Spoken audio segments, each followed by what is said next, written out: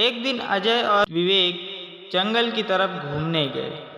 वे बातें करते हुए काफ़ी दूर निकल आए।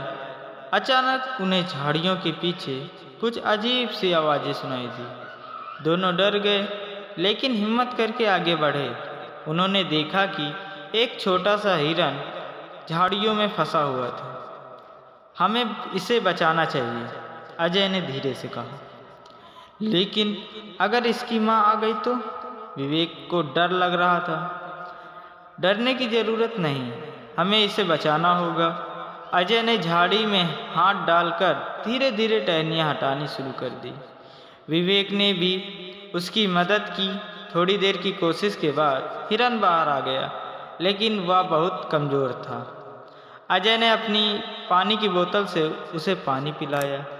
कुछ देर बाद हिरन धीरे धीरे खड़ा हुआ और हिलने लगा।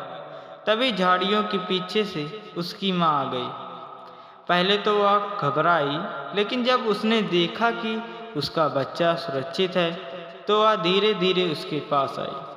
कुछ ही पलों में वह अपने बच्चे को लेकर जंगल में चली गई। आज हमने सच में कुछ अच्छा किया, विवेक ने मुस्कुराते हुए कहा।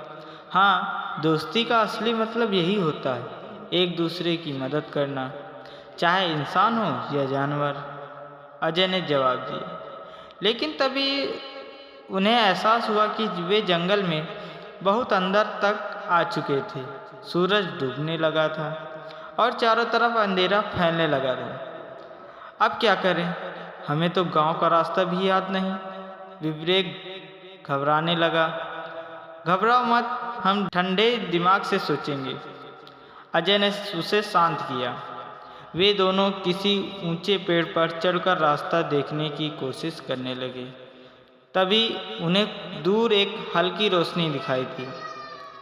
शायद ये किसी गांव की रोशनी, अजय ने उत्साह से कहा।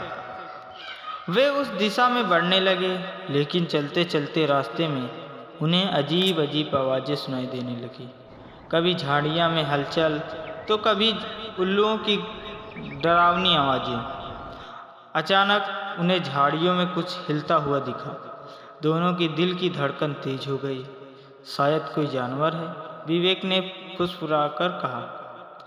चुप रहो और धीरे धीरे आगे बढ़ो, अजय ने सुझाव दिया। वे दबे पांव चलने लगे, लेकिन तभी झाड़ियों से एक भालू निकला। भागो, अजय चिल्लाया। दोनों जान बचाकर दौड़ने लगे। भालू उनके पीछे आ गया था। उन्होंने देखा कि पास में एक बड़ा पेड़। वे तेजी से उस पर चढ़ गए। भालू थोड़ी देर तक गुर्राता रहा और फिर चला गया। ये तो बहुत डरावना था, विवेक ने हाँफते हुए कहा। हाँ, लेकिन हमें अभी घर पहुंचना है, अजय ने जवाब दिया। कुछ देर बाद वे फिर से चलने लगे। रोशनी धीरे धीरे और पास आ रही थी। जैसे ही वे उसके पास पहुँचे, उन्हें एहसास हुआ कि ये सच में उनके गांव की सीमा थी। गांव पहुँचते ही दोनों खुशी से चिल्लाए। उनके परिवार वाले बहुत परेशान थे और उनकी तलाश कर रहे थे। जब दोनों ने अपनी कहानी सुनाई तो सबने उनकी हिम्मत और समझदारी की सराहना की।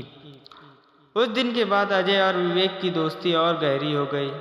वे समझ चुके थे कि सच्ची दोस्ती सिर्फ साथ खेलने में नहीं, बल्कि एक दूसरे की मदद करने और मुश्किल समय में साथ खड़े रहने में होती है।